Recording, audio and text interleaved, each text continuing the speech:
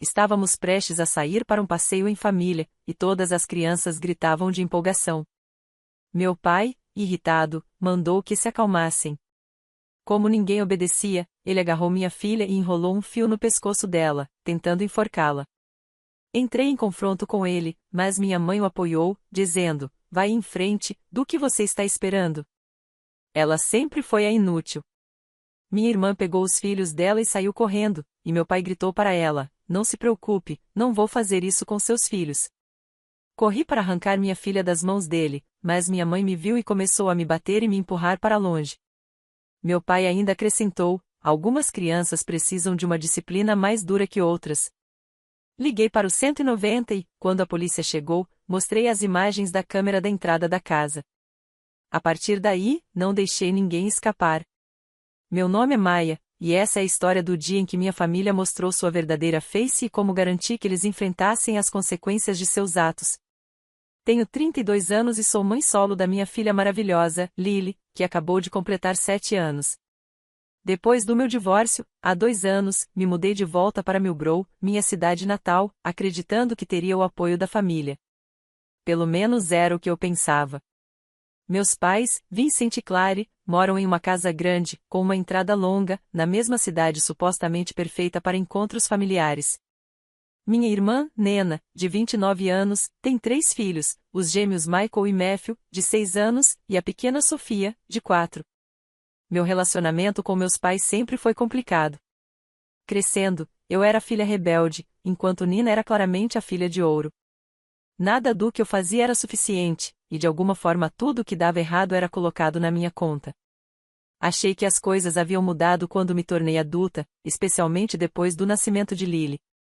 Meus pais pareciam se encantar por ela, e eu, ingenuamente, acreditei que tínhamos virado uma nova página.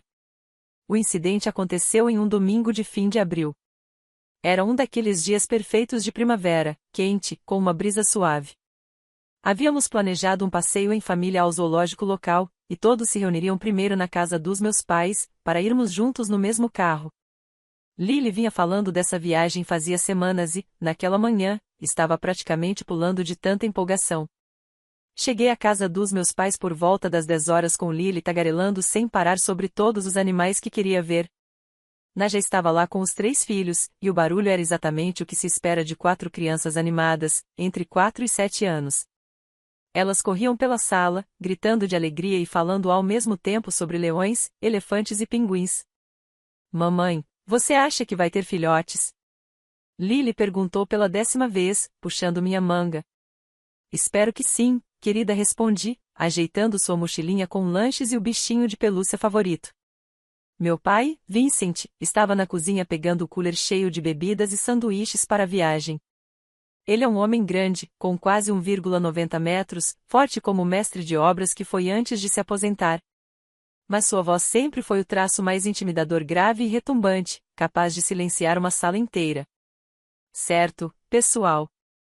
Hora de ir para os carros, anunciou, sua voz facilmente se sobrepondo ao falatório das crianças. Mas elas estavam agitadas demais para ouvir. Lily corria atrás de Michael enquanto Matthew e Sofia brincavam de pega-pega perto da escada. O barulho era alto, sim, mas era um barulho feliz de crianças animadas com um dia divertido pela frente. Ei, acalmem-se. A voz do meu pai ecoou pela casa, fazendo todos congelarem por alguns segundos. O silêncio durou uns 3 segundos antes de a agitação voltar. Lily riu e continuou correndo atrás de Michael, sem perceber a fúria que se formava no rosto do avô. Foi aí que tudo desandou. Eu estava no corredor ajudando minha mãe, Clary, a pegar a bolsa e a mochila de Sofia quando ouvi os passos pesados do meu pai atravessando a sala rapidamente. Olhei a tempo de vê-lo ir direto até o armário perto da porta de entrada. Vincent, o que você está fazendo? Perguntou minha mãe, mas havia algo no tom dela que me gelou o estômago. Não era preocupação. Era expectativa. Meu pai saiu do armário segurando um fio elétrico grosso, do tipo usado em eletrodomésticos pesados. Tinha quase 1 metro, revestido de borracha preta, e ele o empunhava como uma arma. Está na hora dessas crianças aprenderem a ter respeito, disse, olhando a sala até que seus olhos se fixaram em Lily. Meu sangue gelou. Lily era a mais próxima dele. Tinha parado a brincadeira para encarar curiosa o que o avô segurava, sem entender o perigo. Pai, larga isso agora, falei, com uma firmeza que não refletia o pânico dentro de mim. Ele me ignorou. Segurou Lily pelo braço e começou a enrolar o fio em volta do pescoço dela. Ela soltou um grito pequeno, de medo, e olhou desesperada para mim. Mamãe? Chamou, e o terror na voz dela me fez reagir. Solta ela agora. Gritei, correndo na direção deles. Mas minha mãe entrou no meu caminho. E as palavras que ela disse me perseguirão pelo resto da vida. Vai em frente, Vincent. Do que está esperando? Ela sempre foi imprestável mesmo. Senti como se tivesse levado um tapa. Minha própria mãe falando assim da neta de 7 anos, como se fosse lixo descartável. Os olhos de Lily se arregalaram de confusão e dor. Mesmo tão pequena, ela entendeu que a avó dizia algo horrível sobre ela. A sala virou um caos. Na agarrou Michael e Matthew, pegando Sofia com o outro braço. Vamos, crianças, esperar no carro, disse apressada, levando-os para a porta. Mas a voz do meu pai a parou. Não se preocupe, Na. Eu não vou fazer isso com seus filhos. Eles sabem se comportar. O favoritismo era tão cruel que me tirou o fôlego. Ele ameaçava minha filha, mas deixava claro que jamais faria o mesmo com os filhos de Na. A mensagem era clara, Lily era menos, indigna do mesmo amor e proteção. Não aguentei mais. Avancei, tentando arrancar Lily dos braços dele. Afaste-se da minha filha. Gritei. Foi então que minha mãe enlouqueceu. Começou a me dar tapas no rosto e nos braços, me empurrando com uma força surpreendente. Como você ousa desrespeitar seu pai? Gritava, arranhando meu rosto. Ele só está tentando ensinar comportamento. Eu estava em choque. Meus próprios pais estavam contra mim e ameaçavam minha filha, enquanto minha irmã já tinha garantido a segurança dos filhos. A diferença de tratamento era gritante, cruel e absurda. Algumas crianças precisam de uma disciplina mais dura que outras, disse meu pai, como se comentasse o clima. Esse foi meu limite. Lily chorava, ainda presa, olhando para mim com total confiança de que eu a salvaria. Na já estava do lado de fora com os filhos, parada ao lado do carro, sem mover um dedo para ajudar. Eu estava sozinha contra meus pais, que agiam como monstros. Tremendo, tirei o celular do bolso e disquei 190. Polícia, qual a emergência? Preciso de viatura na rua OC 1247. Imediatamente falei, a voz trêmula. Meu pai está ameaçando minha filha de 7 anos com um fio, e minha mãe está me agredindo fisicamente. A senhora está em perigo imediato? Sim. Respondi, sem tirar os olhos de Lily. Minha filha está sendo mantida à força por um homem armado com um fio. Meu pai me ouviu ao telefone. Seu rosto mudou de raiva para algo que parecia preocupação, mas já era tarde. O estrago estava feito, e eu não iria recuar. Você chamou a polícia contra sua própria família? Minha mãe perguntou, incrédula. Eu chamei a polícia contra pessoas que estavam ameaçando minha filha, respondi, fria. Meu pai finalmente soltou Lily, que correu direto para os meus braços. Agarrei Lily nos braços, sentindo o corpinho dela tremer contra o meu. Ela enterrou o rosto no meu pescoço, e pude sentir suas lágrimas encharcando minha camisa. Tá tudo bem, meu amor, sussurrei. A mamãe está aqui. Ninguém vai te machucar. A polícia chegou em menos de 10 minutos, embora para mim tenha parecido uma eternidade. 2 policiais, uma mulher jovem e um homem mais velho, se aproximaram da casa com calma profissional. Meus pais já tinham se recomposto, exibindo o melhor sorriso para as autoridades. Bom dia, disse a policial. Recebemos uma chamada sobre uma briga doméstica. Deve ter havido um mal-entendido, respondeu meu pai, com a voz agora calma e controlada. Minha filha exagerou diante de uma disciplina familiar normal. Senti a raiva crescer no meu peito. Ele ia tentar mentir, me pintar como a filha histérica que não sabe lidar com uma correção mais dura. Mas eu tinha algo que ele não sabia. Oficiais, preciso mostrar algo a vocês, falei, ajustando Lily no meu colo. Meus pais têm câmeras de segurança que gravam a entrada da casa. Tudo o que aconteceu foi registrado. A expressão deles mudou imediatamente. O rosto do meu pai empalideceu, e a boca da minha mãe se abriu em choque. Tinham esquecido completamente do sistema que instalaram no ano anterior, depois de uma série de furtos de pacotes no bairro. Isso é verdade, senhor? Perguntou o policial. O senhor tem gravações do incidente? Meu pai gaguejou antes de admitir. Sim, mas deve ter havido um engano. Gostaríamos de ver as imagens, disse a policial, num tom que deixava claro que não era um pedido. Os 30 minutos seguintes foram angustiantes. Ficamos em silêncio enquanto eles revisavam o vídeo no computador do meu pai. O sistema gravava tanto vídeo quanto áudio, e como tudo aconteceu perto da porta aberta, cada palavra ficou registrada, os choros assustados de Lily, os comentários cruéis da minha mãe dizendo que ela sempre foi inútil, o favoritismo explícito do meu pai com os filhos de Nena e até o som dos tapas que levei. Quando terminaram, o semblante profissional dos policiais havia mudado. Eles trocaram um olhar que dizia tudo. Senhor Vincent Johnson, o senhor está preso por colocar uma criança em perigo e agressão com arma, declarou o policial. Senhora Clary Johnson, acrescentou a policial. A senhora está presa por agressão física. Isso é um absurdo. Protestou minha mãe, enquanto as algemas se fechavam em seus pulsos. Ela é nossa neta, temos o direito de discipliná-la. Não, senhora, respondeu a policial, firme. Ninguém tem o direito legal de ameaçar uma criança com uma arma, independente da relação familiar. Enquanto via meus pais sendo levados algemados, senti uma mistura de emoções. Havia satisfação, sim, mas também uma tristeza profunda. Era o fim da família como eu conhecia, talvez, no fundo, isso fosse o melhor. Naquela noite, Lily e eu ficamos em um hotel. Eu não suportava a ideia de voltar para meu apartamento, que ficava a poucos quarteirões da casa dos meus pais. Precisava de espaço e tempo para pensar nos próximos passos. Mas eu sabia que não pararia por ali. As prisões eram só o começo. Na manhã seguinte, liguei para o Departamento de Proteção à Criança e Família e registrei uma denúncia formal. Também contratei uma advogada de direito de família, Margarete Reis, especialista em casos de bem-estar infantil e direitos de avós. Maia, disse Margarete no nosso primeiro encontro, o que aconteceu com Lily é considerado abuso infantil pela lei. O fato de termos isso gravado em vídeo nos dá uma base jurídica muito forte. Quero garantir que isso nunca mais aconteça, respondi. Não só com Lily, mas com nenhuma criança. Podemos seguir por vários caminhos, explicou Margarete.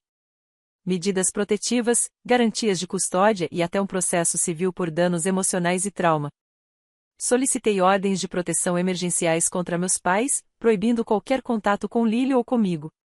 O juiz concedeu imediatamente, após revisar o vídeo. Mas eu não parei. Também entrei com um processo civil por danos emocionais, trauma à minha filha e despesas médicas da terapia que Lily precisaria para lidar com tudo isso. O processo criminal avançou rapidamente. Meus pais contrataram um advogado, Thomas Bradley, que tentou argumentar que era apenas um assunto de família exagerado. Mas a gravação era irrefutável, e a promotora, Janette Walsh, estava determinada a buscar justiça. Isso não é disciplina familiar, afirmou Walsh em tribunal. É o caso de dois adultos ameaçando uma criança com uma arma, enquanto deixam claro que jamais fariam o mesmo com outras crianças. Isso é discriminação, favoritismo e abuso. Na audiência preliminar, surgiram detalhes ainda mais perturbadores.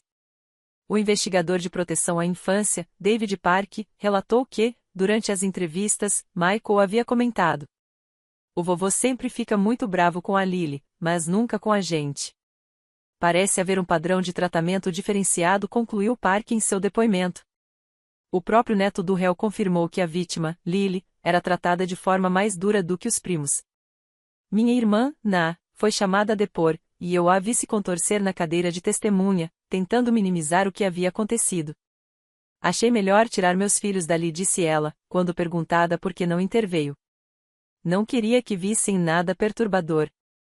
Mas você deixou sua sobrinha em perigo? Pressionou a promotora.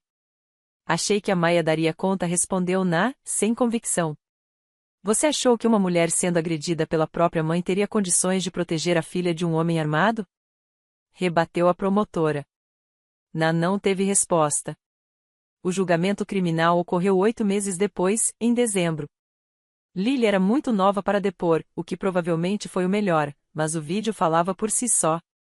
Eu testemunhei sobre o histórico de tratamento diferenciado que ela sempre recebeu em comparação aos primos e sobre o impacto emocional em nós duas. Minha filha ainda tem pesadelos, contei ao júri, chorando. Ela me perguntou por que a avó disse que ela era inútil, e eu não sei como explicar tamanha crueldade para uma criança de 7 anos. O advogado dos meus pais tentou argumentar que foi apenas um lapso de julgamento, uma situação estressante que saiu do controle. Mas a promotora reproduziu o áudio da câmera de segurança, e a voz da minha mãe ecoou no tribunal. Ela sempre foi a inútil. Sempre. Isso não foi um lapso momentâneo, repetiu a promotora Walsh ao júri. Foi a expressão de uma crença enraizada sobre o valor dessa criança. O júri deliberou por 4 horas antes de chegar ao veredicto. Meu pai foi considerado culpado por colocar uma criança em perigo e agressão com arma, minha mãe, culpada por agressão física. A sentença: meu pai recebeu 18 meses de liberdade condicional, 200 horas de serviço comunitário, aulas obrigatórias de controle de raiva e uma ordem de afastamento de 5 anos contra Lily e contra mim. Minha mãe recebeu 12 meses de condicional, 150 horas de serviço comunitário e a mesma ordem de proteção de 5 anos. Mas o caso criminal era só a primeira parte do meu plano. Durante o processo, descobri informações perturbadoras que me mostraram que aquele incidente não tinha sido tão isolado quanto eu pensava. Cerca de 3 meses depois, em uma sessão de terapia, a doutora Martinez sugeriu que eu conversasse com as professoras de Lily para entender melhor seu estado emocional na escola. Fui então falar com a senhora Robinson, professora do 2º ano com mais de 15 anos de experiência. O que ela me contou fez meu sangue ferver novamente.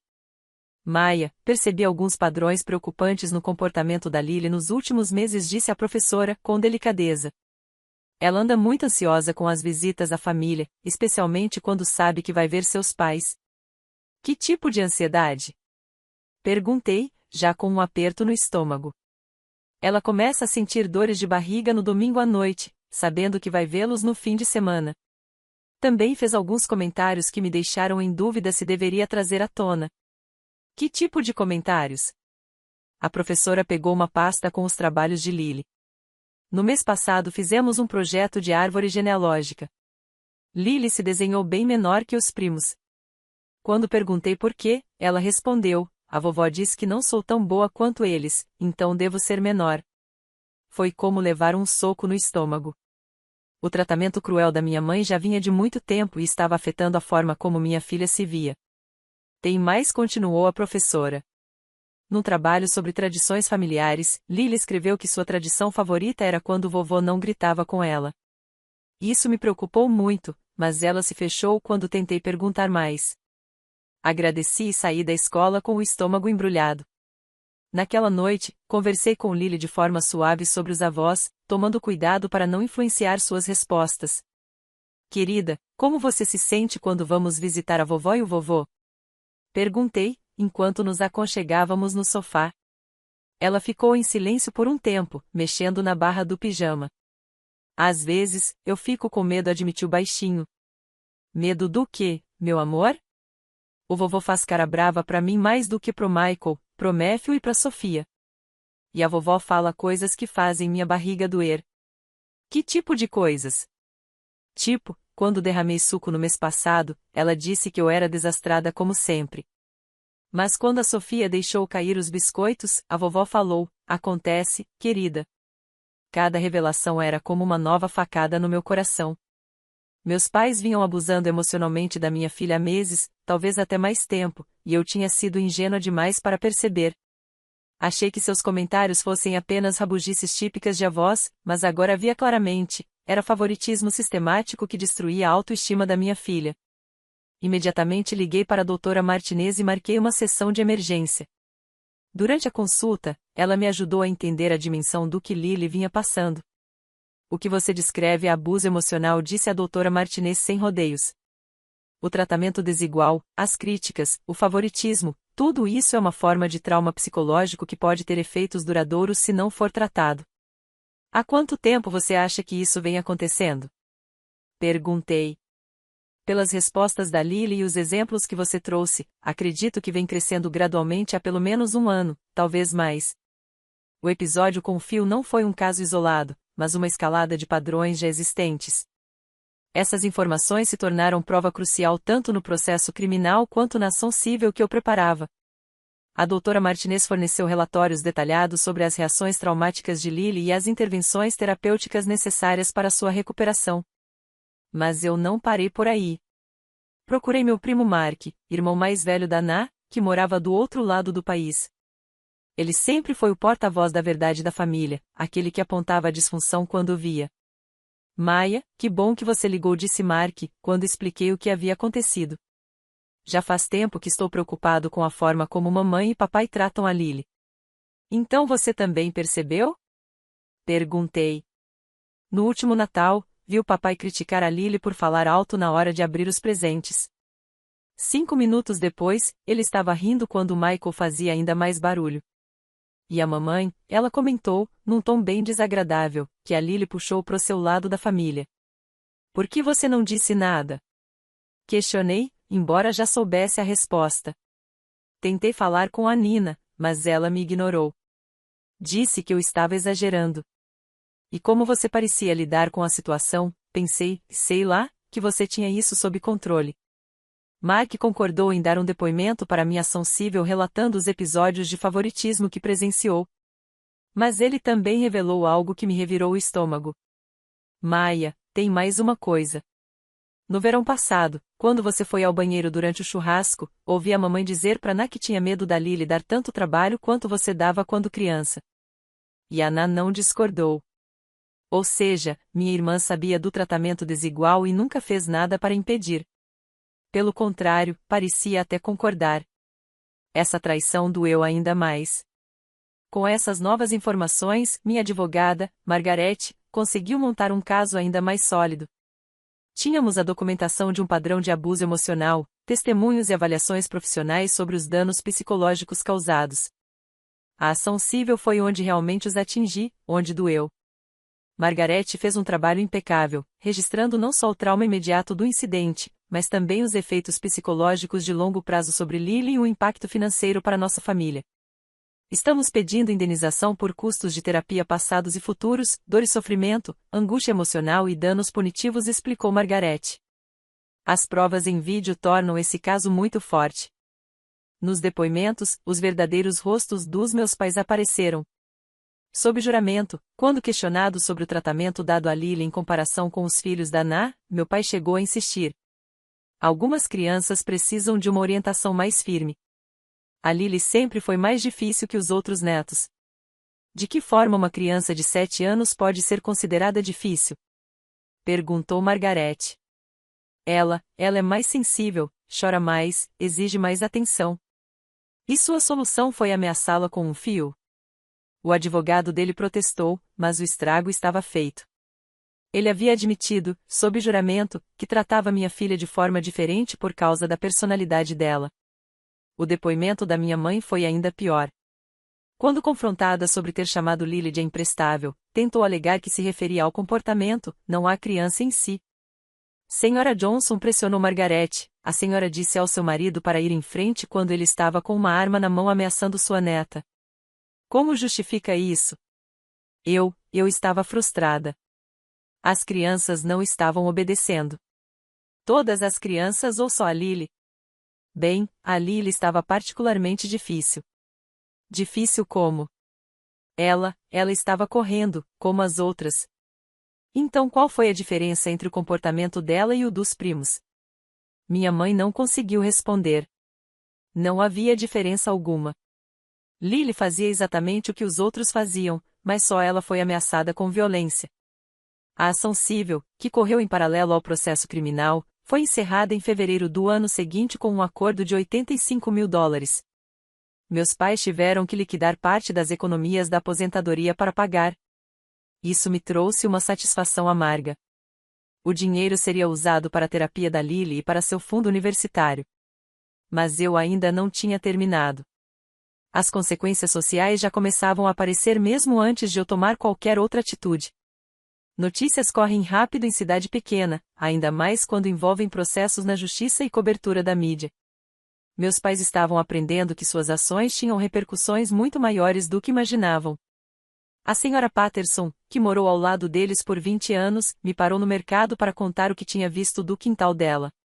Maia, preciso que você saiba que o que vi naquele dia me deixou enjoada, disse. Eu ouvi os gritos, olhei pela janela e vi seu pai pegar aquele fio e sua mãe te bater. Se eu tivesse seu número, teria chamado a polícia eu mesma. Descobri que vários vizinhos também tinham testemunhado partes do incidente pelas janelas ou por cima das cercas. A senhora Patterson contou que o grupo de WhatsApp da vizinhança estava em choque com o que tinham visto. Seus pais sempre foram respeitados aqui, mas depois disso as pessoas estão olhando para eles de outra forma. Os Henderson, 3 casas abaixo, disseram que não deixam mais os netos brincarem no quintal quando seus pais estão lá fora. Isso me deu uma ideia. Em vez de deixar meus pais inventarem uma versão distorcida, eu decidi controlar a narrativa. Comecei a documentar tudo e postar nas redes sociais. Compartilhei a história no Reddit, que viralizou e trouxe centenas de mensagens de apoio de outros pais que também enfrentaram famílias tóxicas. O post passou de 50 mil votos positivos e milhares de comentários. Além do apoio, chamou a atenção da imprensa local. A Channel 7 News entrou em contato para fazer uma matéria sobre abuso e favoritismo de avós dentro da família. No começo, hesitei em expor tudo fora da internet, mas minha advogada, Margarete, achou que poderia fortalecer o processo civil. A atenção pública costuma incentivar os réus a fazerem acordo em vez de arrastar o processo, ela explicou. E sua história pode ajudar outras famílias a reconhecerem padrões parecidos. Aceitei a entrevista com a condição de que o rosto e o nome da Lily fossem preservados. A matéria foi ao ar no Jornal da Noite com imagens das câmeras de segurança editadas e minha entrevista falando sobre enfrentar abusos familiares. A resposta foi imensa, a emissora recebeu centenas de ligações e e-mails me apoiando. Mais importante ainda, isso aumentou a pressão para que meus pais resolvessem logo o processo civil. No dia seguinte à exibição, recebi uma ligação inesperada de Nina.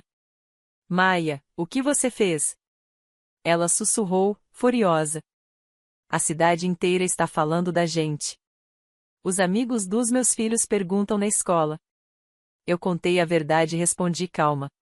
Se você não gosta de como a verdade soa, talvez devesse ter feito outras escolhas naquele dia. Você está destruindo a família por causa de um mal-entendido. Mal-entendido? Nosso pai pegou um fio para bater na minha filha, enquanto nossa mãe o incentivava. E você ficou parada assistindo. O que nisso é mal-entendido? Ele não ia realmente bater nela. Como você sabe?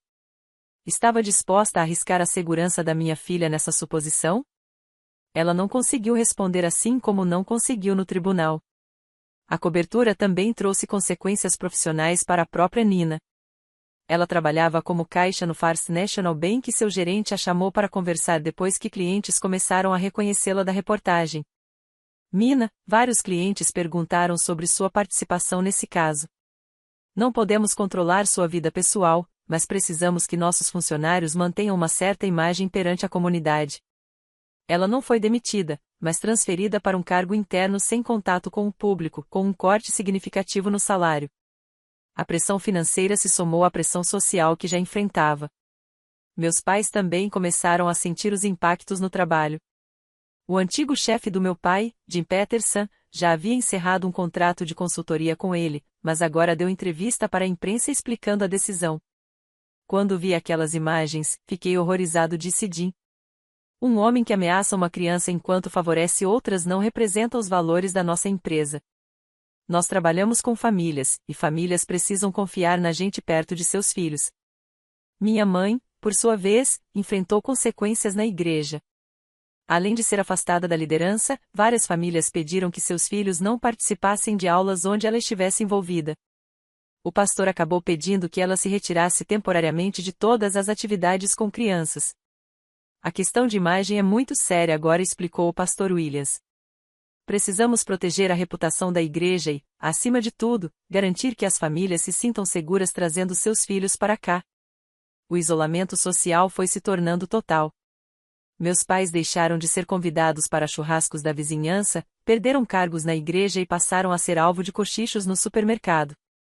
Os anos de aposentadoria, que deveriam ser marcados por encontros familiares e vida comunitária, viraram uma lição viva sobre as consequências dos próprios atos.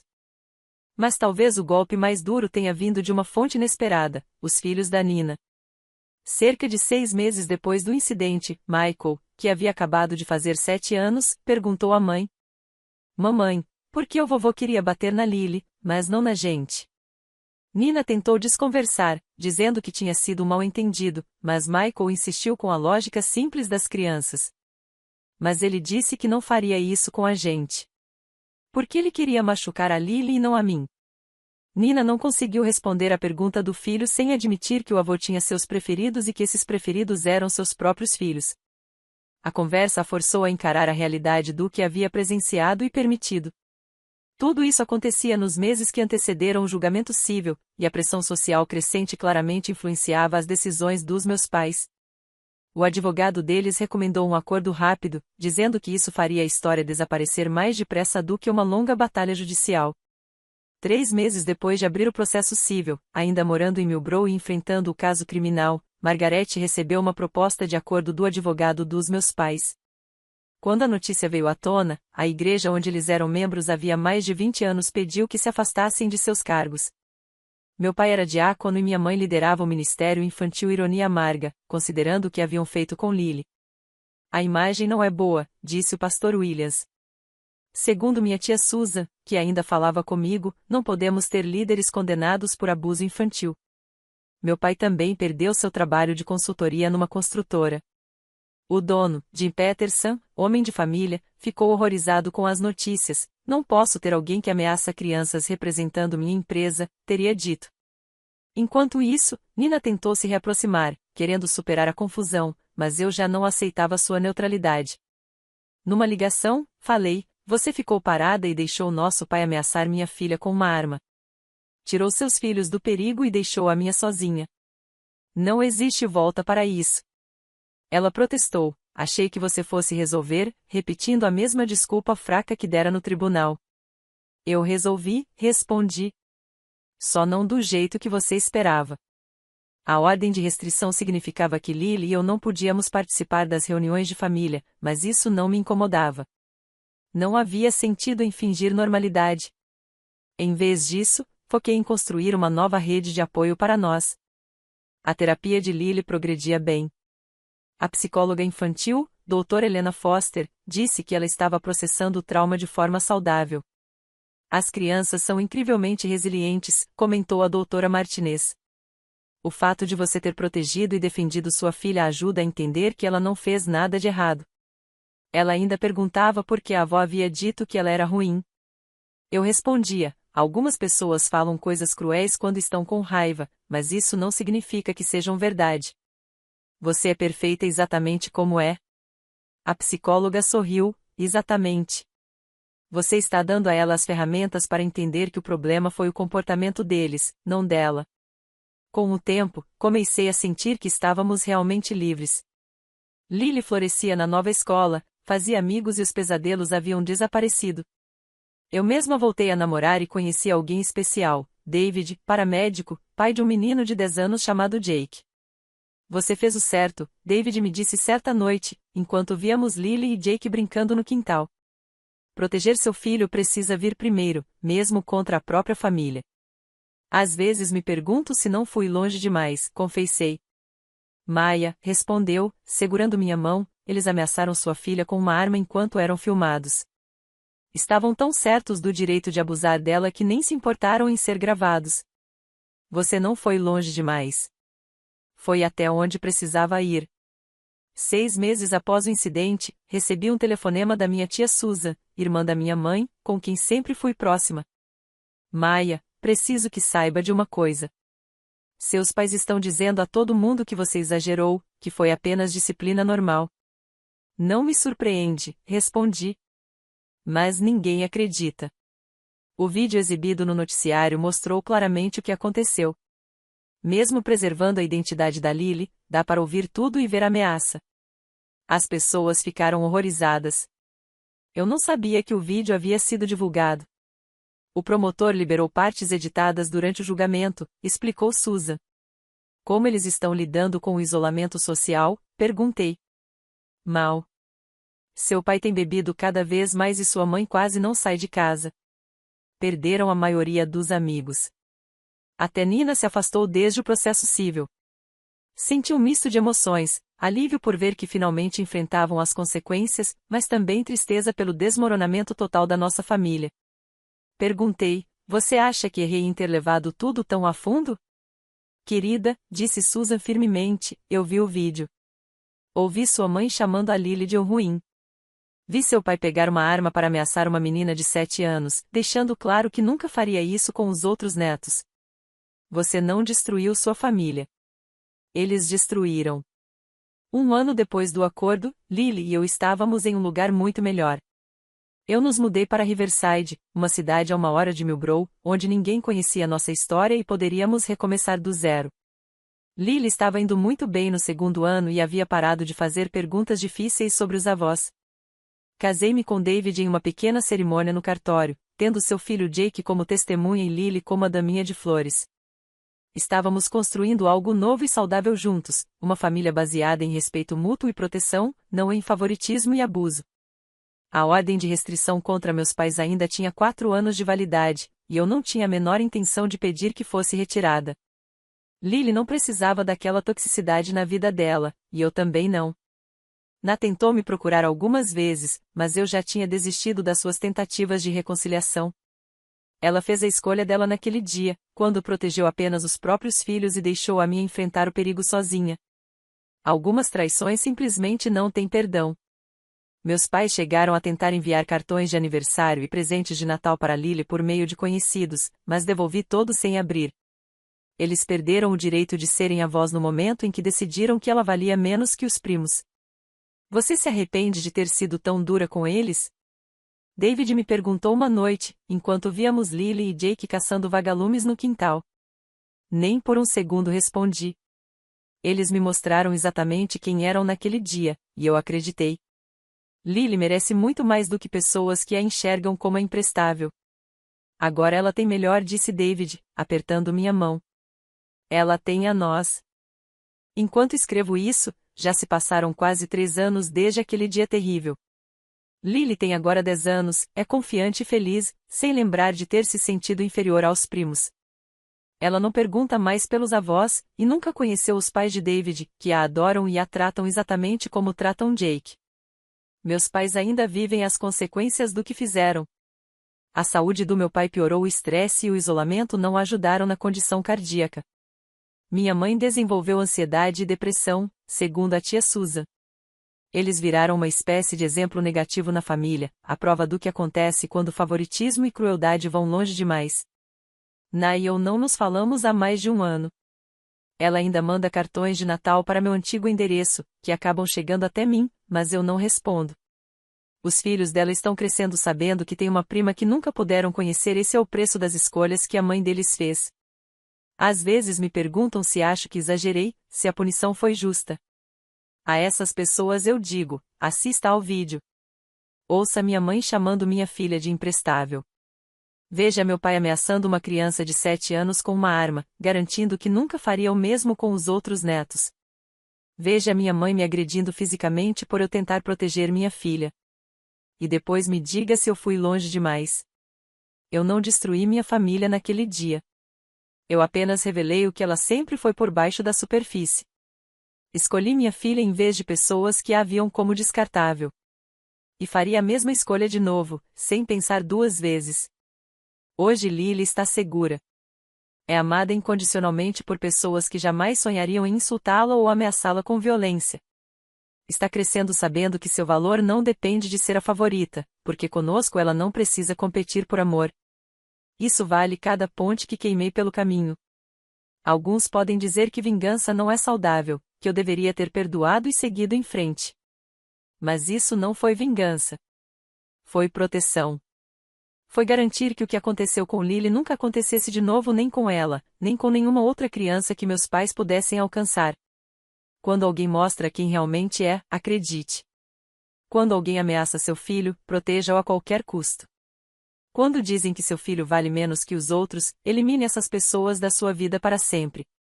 Aprendi todas essas lições do jeito mais doloroso, mas aprendi por completo. E Lily nunca terá que aprender, porque eu garanti isso. O fio com que meu pai a ameaçou naquele dia foi descartado como prova depois do julgamento. Mas a memória do que quase aconteceu ficará comigo para sempre, o lembrete do porquê lutei tanto e do porquê nunca vou parar de lutar pela minha filha. Ela merece nada menos que proteção absoluta e amor incondicional. E, finalmente, é exatamente isso que ela tem.